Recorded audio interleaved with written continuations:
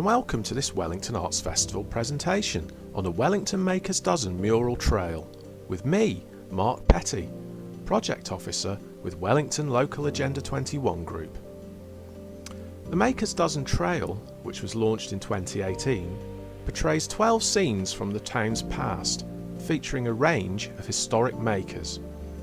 All of the murals, which are scattered liberally around the town centre in Wellington, were painted by artist Paula Wolf and feature a mixture of industrialists, craftsmen and creative people who are all, in one way or another, associated with this ancient market town. But more about that later.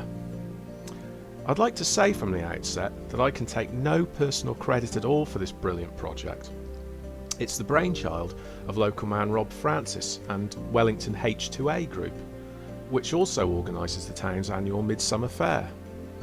Despite sharing some numbers and initials, H2A is an entirely separate organisation from Wellington LA21, although we both share a common aim to promote the heritage of this great town of ours. Now, before starting our virtual tour of the trail, I'd like to take a moment to set the scene by outlining exactly why Wellington has such a prestigious heritage to celebrate in the first place. So here we are looking down on Wellington town centre around 1920. The reason I wanted to show you this photograph is because I believe it perfectly illustrates exactly how Wellington developed into the makers town we're celebrating here today. At the top of the photograph, just to the right, we can see All Saints Parish Church. Now, we know just after the Norman Conquest from the Domesday Survey of 1086 that Wellington was little more than a village of no more than 100 houses, all centred on the green outside the church. In 1244, Giles de Erdington successfully applied for and obtained a royal charter to establish a Thursday market in the town, which was a pivotal moment in its development. In consequence, Church Street was driven southwards around the churchyard into a new market square from which a street grid radiated that is essentially still intact today. In the centre of the photograph, we can see New Street stretching off to the right, and along its course burgage tenements were established, long, narrow strips of land upon which houses were built, with shops on the bottom floor and living quarters above them. The advantage to the people that moved into them was that they could dispose of them more freely than was otherwise possible in medieval society, which encouraged them to move into the town and begin trading. Originally, Market Square was much bigger than it is today. Over the centuries, it was partially infilled by market stalls that became permanent streets, in our case, Bell Street, Duke Street and Crown Street. At the bottom of the photograph on the left, we can also see the junction of Foundry Road, or Newhall Road as it would have been known in medieval times. Supposedly a possible location for the home of the Lord of the Manor, it disappeared around 1980 when it was wiped from the map by the new Civic Centre and swimming baths. The next development in Wellington's story was the coming of the railways in 1849, which you can see cutting a swathe through the town, separating the Domesday settlement around the church from the Charter era planned medieval town. Although Wellington had already experienced a commercial upturn from the 1700s onwards during the industrialisation of East Shropshire, the railway had an even more profound effect on its fortunes, revolutionising the exchange of goods and services and enabling the development of large-scale industry. This sealed Wellington's reputation as a maker's town, elevating it to the status of the county's most important commercial centre outside the county town of Shrewsbury. So, now we've set the scene, let's begin looking at the Makers Dozen Mural Trail. So, here we are on Plough Road, at the first stop on our trail. Plough Road is also one of Wellington's original medieval streets, although it wasn't always known by that name. At one time it was called Chapel House Road, a reference to the Baptist meeting house that once existed here at modern day Portway House. In our mural, the year is 1590 and we're looking at John Cleobury, who cast church bells in his Wellington foundry for the first time in that year. Its location is something of a conundrum, but one of the potential sites for the enterprise is on a spot close to the former Charlton Arms Hotel in Church Street, although the aforementioned Foundry Road is another possibility and it could explain its name change from the medieval New Hall Road. The Cleobury family continued trading in Wellington for over a century, supplying bells to over 70 Shropshire churches, including just round the corner at All Saints, in St Peter's in Rockwoodine, Wroxeter, Upton Magna, and many, many others. The last bells cast by the Cleobury family were manufactured in 1699, although a bell hanger was still active locally in 1861. However, by the mid-19th century, metalworking was taking an entirely different shape in Wellington, as we shall see now. We're now in Church Street, outside the offices of what was once the Wellington Journal and Shrewsbury News, Shropshire's leading local weekly newspaper for well over a century, until 1965, when the business closed and relocated to Ketley, where the Shropshire Star was eventually produced. In the first of our murals, we see two men, one very dapper gentleman with a mustard-coloured waistcoat and top hat, and another seated just behind him at a piano.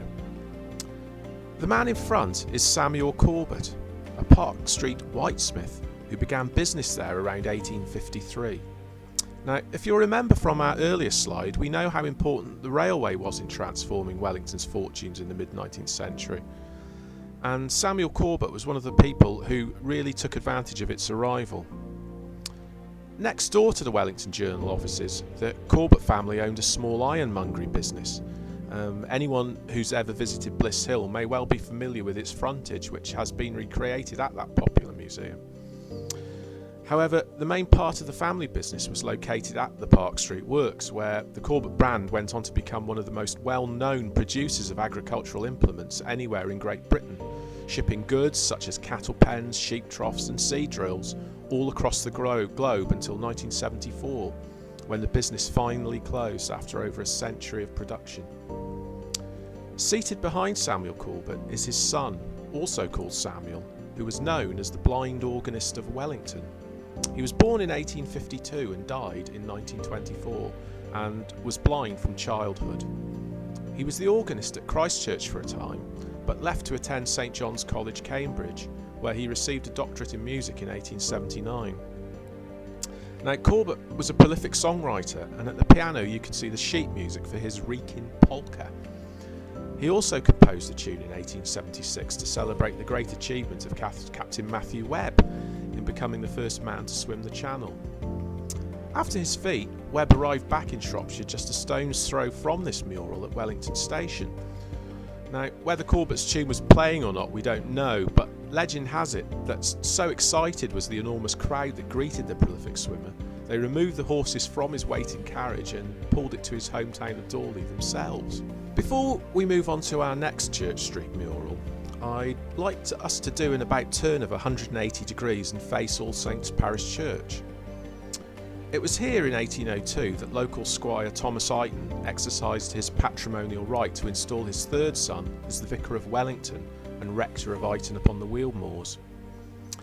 Reverend John Eighton had only recently been ordained, having completed an MA at St John's, Cambridge, an institution recognised for its evangelical tradition, of which Eighton was most certainly a follower.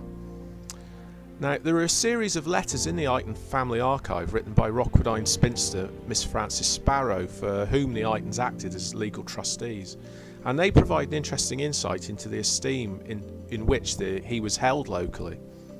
And she says, "You would hardly believe it possible for so young a person, but 21, to have established such a character as he bears here. But his whole study is to benefit the poor and to assist distress." Now, when Eighton gave his first sermon, he became something of an overnight sensation, and this led Miss Sparrow to declare, "The parish of Wellington will have every reason to be thankful for such a pastor." By this time, Wellington had become a commercial centre for the East Shropshire coalfield, where nonconformist religion was very much on the rise. By fostering good relations with its followers, Eighton did much to help establish the cause of Methodism locally.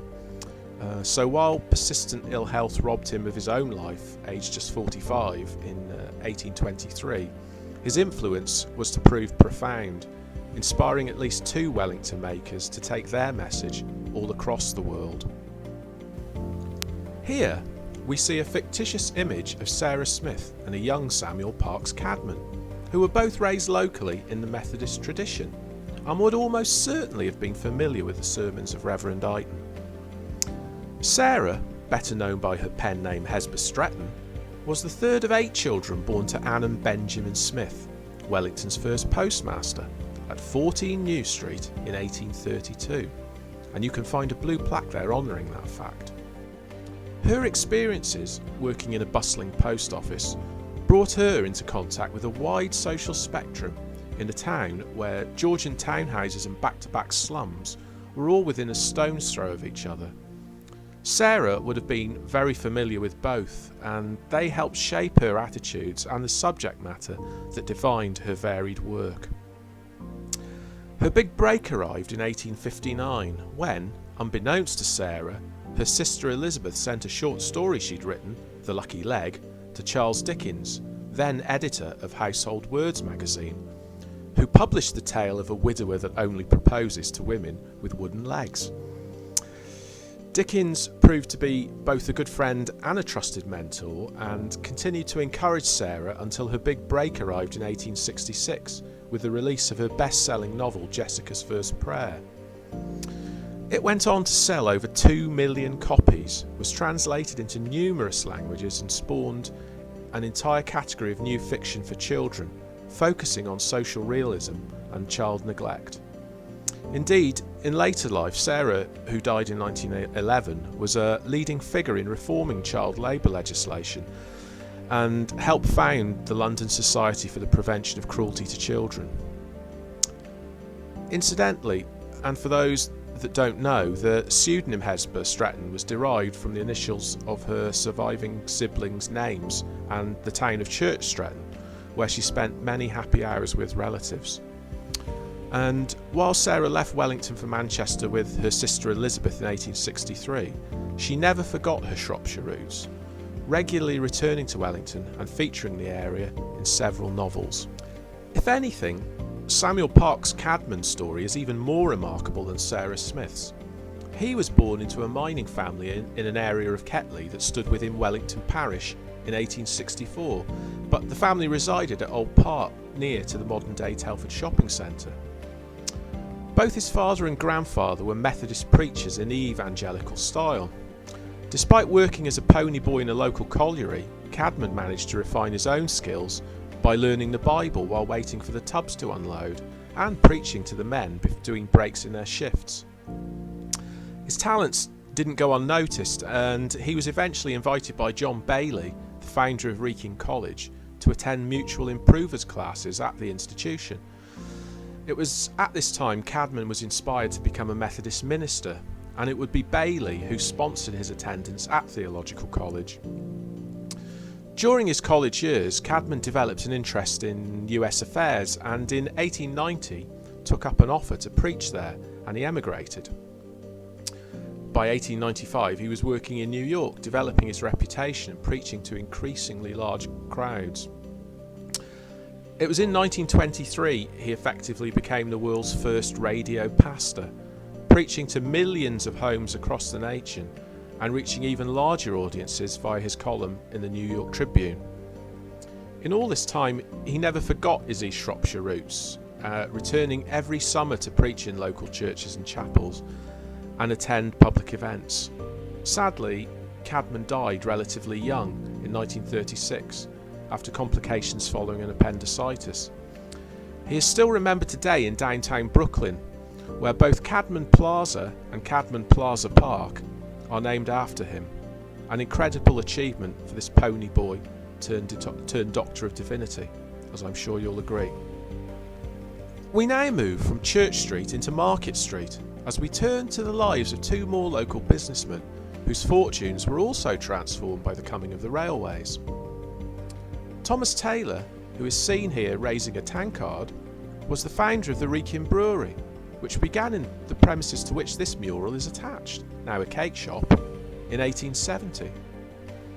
Before the railways, brewing was largely a cottage industry, but was transformed by the late 19th century, by which time Taylor had moved the business to new premises at the other end of Market Street. The Wrekin Brewery became one of the Midlands' largest, but eventually closed in 1969, its site now being occupied by a Wilkinson's store. If one man, more than any other, was responsible for transforming Wellington's fortunes as a Victorian market town, then surely it was John Barber, who is pictured here in a rather elegant blue jacket. The auctioneer and valuer set up in business at Mill Bank in 1848, moving to Church Street a year later after the coming of the railways, where Wellington's longest serving business remains to this day.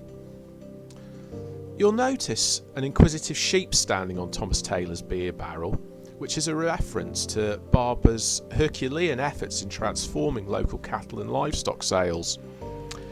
At the start of the Victorian era, Wellington cattle fairs were still located in the same locations they'd been since medieval times. Cattle, for example, were sold on the green outside All Saints Parish Church. Not only did this create a great public nuisance, but the whole system was prone to sharp practices. Barber attempted to remedy the situation by opening his own auction mart as an alternative to these cattle fairs in 1852. And 3 years later he opened perhaps the first Smithfield market outside of London, on the Bury Yards, which stood between New Street and the railway itself. Barber was also heavily involved in the modernisation of Wellington's general market, and in 1866 he was the motive force behind the new cattle market in Bridge Road, which survived there until 1989 and is now occupied by Morrison's supermarket. Happily, brewing is now taking place in Wellington once again, and it's to the Pheasant Pub in Market Street that we must now go to view our next two murals. Philip Larkin is widely regarded as one of the most important British writers of the 20th century. Despite receiving widespread acclaim in his own lifetime, his reputation rests on a slim body of work comprising just 4 books of poetry and 2 novels, both of which, along with his first poetry collection, were written in Wellington, where he also began his professional career as a librarian in 1943, the job that, he later said, seemed to determine the course of my life. In fact, most Larkin scholars now acknowledge his time in Wellington as crucial in his development as a writer, moulding his attitudes to life, love, and relationships, the subjects of much of his greatest work. Our mural very skillfully depicts some key themes from Larkin's time in Wellington, which lasted just over 2.5 years before he left for a job at the University of Leicester in 1946. At the bottom left we see The North Ship, his first poetry collection, which was published in July 1945. Consisting of 32 poems, all numbered with numerals, Larkin was asked by his publisher to forego royalties in return for having the book released. A year of work in adverse conditions that, if exerted in other channels, he said, could have floodlit Nelson's backside. As the notepad and pencil on the desk suggest, Larkin wrote much of his work in between shifts at the library, where he regularly spent over 12 hours a day. It's arguable Larkin's famously curmudgeonly attitude to the towed work, and you'll note the amphibian on the window ledge, was fostered in Wellington, and some locals have never forgiven him for his comments that he spent his days doling out tripey novels to morons.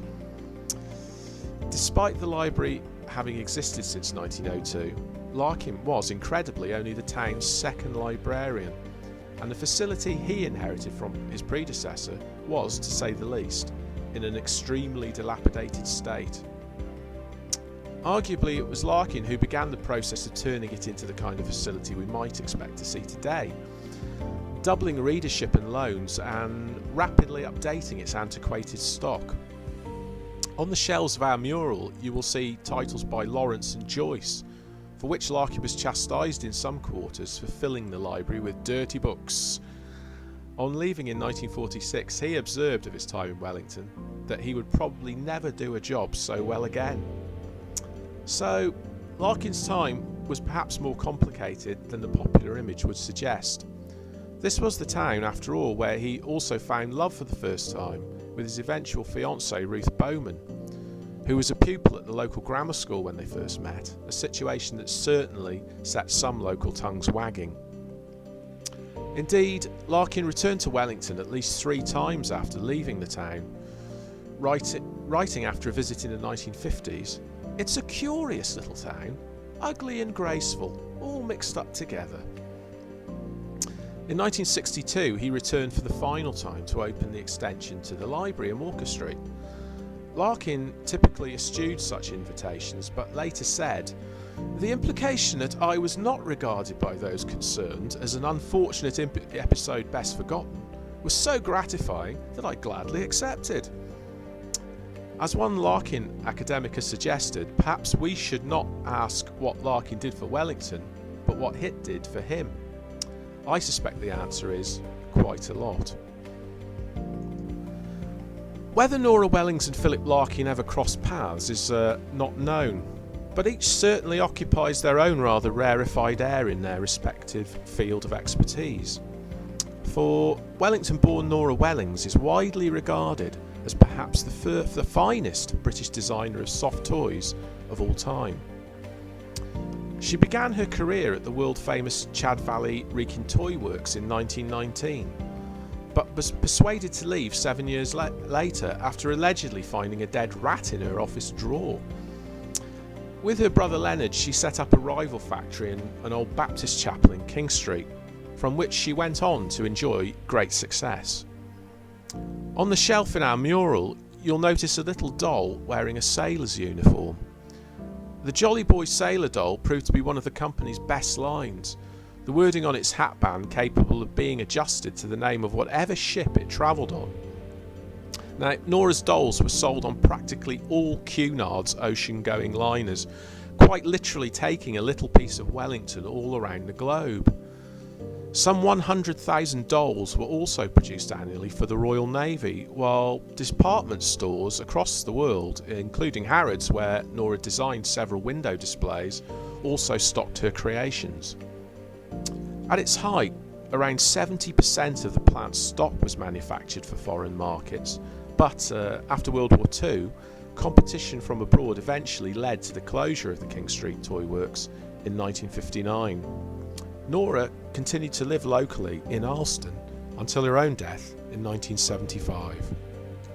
Now, here is a mural which has recently moved down Market Street itself, from the window of Ken Francis's Butchers to the interior of Anthony's of Wellington, and we're of course talking about the ancient fable of the Wrekin Giant. When it comes to incredible stories of legendary makers, the Wrekin, Wellington's little mountain, has an enviable reputation.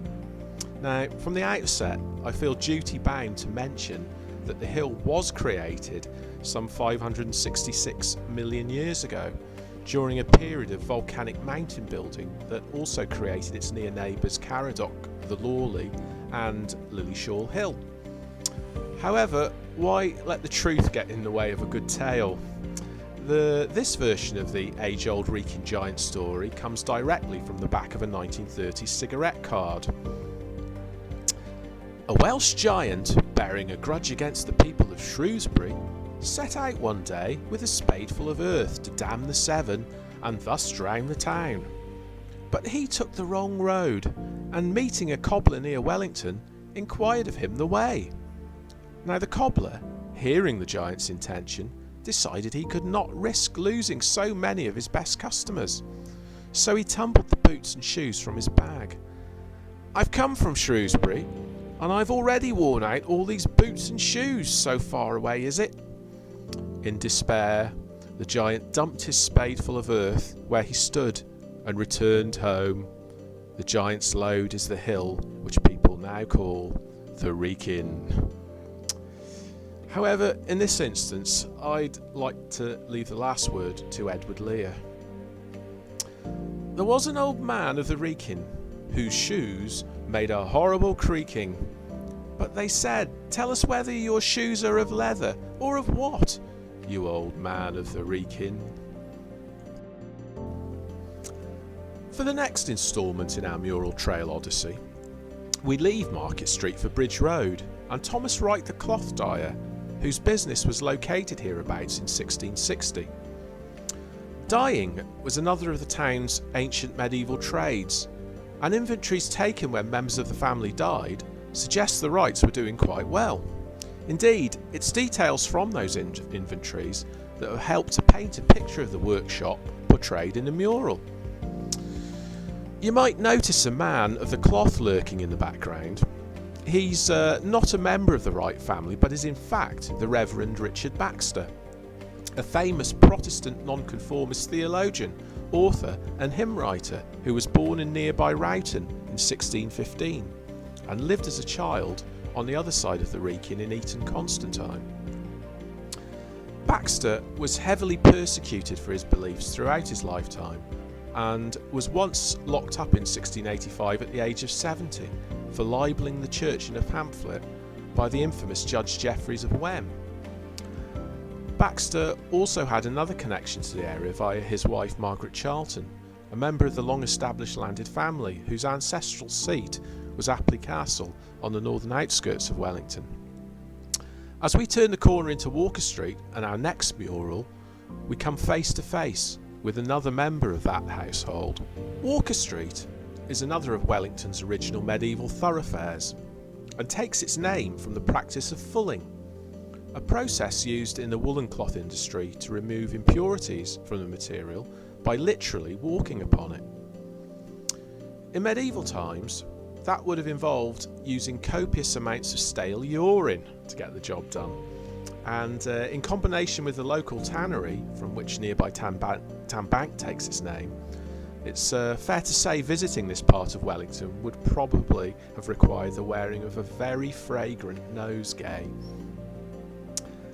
Our next mural is situated on the corner of Larkin Way, on the side of a terraced cottage that is thought to date from the 1300s, which would make it the oldest house in the town. The horner on the corner depicts another of Wellington's medieval trades and shows a man carving a deer horn that would no doubt have come directly from the nearby Wrekin forest. Animal horn was an important constituent of many everyday household items, from drinking vessels and combs to buttons and buckles. And you can see some of those finished products hanging up outside our hornmaker's workshop. The inspiration for this mural comes directly from an archaeological excavation that took place here in 2010, before the construction of the new Civic Centre and Library. What it showed was the imprint of a medieval burgage plot of the type we discussed earlier, that would have faced directly onto Tanbank itself. Scattered about the plot were countless horn cores and cattle bones, which were used in leather production, so it makes sense that the two industries should have been located so close to each other. Standing next to our horn worker, we see local knight Sir John Charlton, who lived between 1268 and 1353. He was the King's Chamberlain of Edward II and a one-time governor of Ireland. While the Charlton family are closely associated with the Apley Castle estate, and indeed former pupils of the Charlton School may recognise the emblem on his tunic, Sir John, who was knighted in 1307, also inherited Charlton Castle in the nearby village of the same name. He made many improvements to a property he shared with his wife Howis, who was the daughter of the last Prince of Powys. And that link is important because Charlton and his wife would eventually move just over the border to Powys Castle, which was rebuilt in distinctive red sandstone, modelled directly on Charlton Castle. Sadly, some isolated foundations in an inaccessible field are all that is now left of this once fine property on the edge of Wellington. For our next mural, we move into Duke Street, one of the three small thoroughfares that grew from a row of permanent market stalls that once covered this former area of the medieval market square. We're now back in Reverend John Iton's Wellington of the early 1800s, and we see two people whose fortunes were directly influenced by the local evangelical revival he led. On the left is Frances Halston, proprietor of a business she inherited in 1800 from her husband Edward, who opened Wellington's first bookshop in Market Square some 20 years earlier.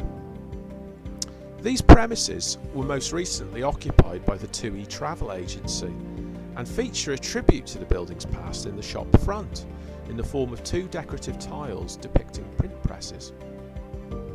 Frances entered into partnership with her son, also named Edward, who came of age in 1804. A year later they ventured into the world of printing when they published 2 sermons by local vicars, Henry Gauntlet and Reverend John Iton. Within a generation, and from its Wellington headquarters, F. Houlston & Son became one of the leading provincial publishing houses in England, faithfully recording the evangelical movement's attempt to gain control over the written word, especially for the young. By 1818, 2/3 of its titles were aimed at the children's market, and key to its success was a Bridge-North-born author, Mary Martha Sherwood, and her book, The History of Little Henry and His Bearer, which helped elevate the company's fortunes to new heights. In her autobiography, Mrs. Sherwood described her momentous meeting with Edward Houlston, who would become a prolific publisher of her work. As I was going along, I was met by a little, neat, cheerful man, who instantly accosted me with a very polite bow, saying, "It is indeed a privilege to see the authoress of Henry and His Bearer." Well, to be sure, I thought, and how does this person know me? And who is this very civil man? And why is he so glad to see me? Afterwards, I found out that he was Mr. Houlston from Wellington, a neighbouring town, the person who had published the little book.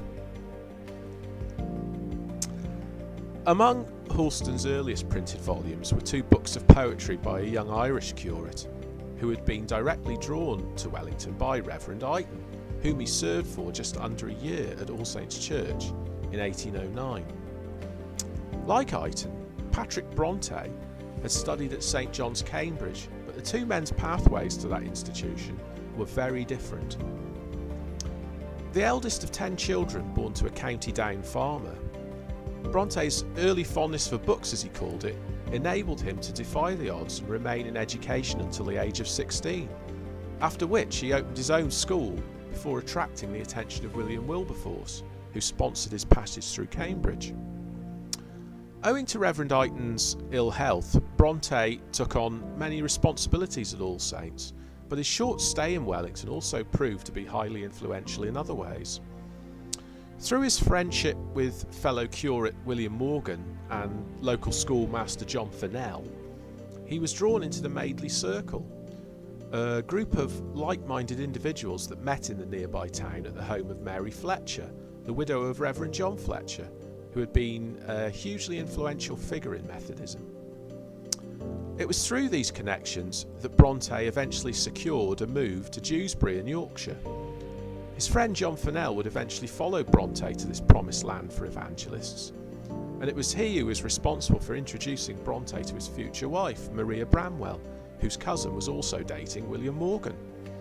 So, while Wellington might not be in Bronte country, it almost certainly helped put Patrick Bronte there, to establish a literary dynasty of which Francis and Edward Houlston also ensured he would be the head as the first Bronte in print.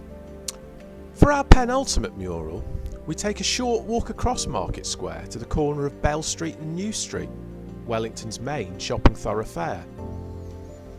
Here, at the side of a cobbler's shop, we find 2 highly gifted brothers who quite literally ran away to the circus to escape a career in clockmaking, which they eventually exchanged for lives as celebrated and highly sought after fine artists on a miniature scale. Nathaniel Plimmer, born 1757, and his brother Andrew, who followed 6 years later, were apprenticed to their father, also called Nathaniel, a local clockmaker of some repute. While our mural suggests a somewhat clandestine exit, the circumstances of their leaving Wellington remain shrouded in mystery, but it seems they may have joined a travelling gypsy troupe and travelled the country for several years before settling in London in 1781. In the capital, Andrew found a position serving the artist Richard Cosway, a famed miniaturist, and it appears he gave artistic training to both brothers, although Nathaniel was also apprenticed to Henry Bone, a skilled enameller. Both Andrew and Nathaniel would eventually exhibit at the Royal Academy, producing countless miniatures, effectively the Georgian equivalent of a portrait photograph, that continue to command high prices today. Aside from its role as a principal shopping thoroughfare, 19th century New Street would also have been a hive of industry, where overcrowded courts of back-to-back terraces provided the setting for cottage industries such as chair and nail making, a trade that occupied at least 44 people here in 1861. However, it's to the year 1842 that we turn, and the workshop of a local basket weaver. Richard Groom began trading in 1835, establishing a business that was located somewhere in the vicinity of the roundabout at the top of High Street and its junction with Glebe Street. By the end of the Victorian era, his was a business transformed, and Groom's Timber Yard, which opened in 1860 and was reportedly the largest in the UK, occupied an enormous 79,000 square feet of offices and sawmills off Bridge Road, completing contracts for the Admiralty and shipping goods from its rail-served complex all across the world. The Grooms are another example of the wealthy mercantile families who found prosperity in Victorian Wellington, but they were undoubtedly the most influential across many aspects of public life in the town. Perhaps the most enduring of these is Wrekin College, for which Richard Groom provided significant funding, enabling John Bailey to establish the foundation as an educational establishment for Wellington's newly moneyed classes. Indeed, the Grooms were so well-heeled they were able to buy the former home of the Forrester family, the hereditary wardens of the Wrekin Forest at Dot Hill. The Grooms' influence is still remembered locally today in the street named Grooms Alley, which lies close to the site of the former timber yard in Bridge Road, which closed in 1970. Well, I hope you've enjoyed this whistle-stop tour of Wellington Makers Dozen Trail. I'd like to take this opportunity to thank Paula Armstrong, Wellington Town Council's events coordinator, and Liam McClelland of the Wellington Orbit for their invaluable assistance in bringing this talk to fruition, and of course to Rob Francis for having the foresight and the skill to make this brilliant trail a reality. Just to give you a quick heads up, Wellington LA21 Group has recently begun a new project which is being funded by West Midlands Rail, celebrating the town's cultural and artistic heritage. We'll be launching our new trail, the Walking with Giants Tour, later in the year, so please look out for that. Thank you and goodbye. Wellington.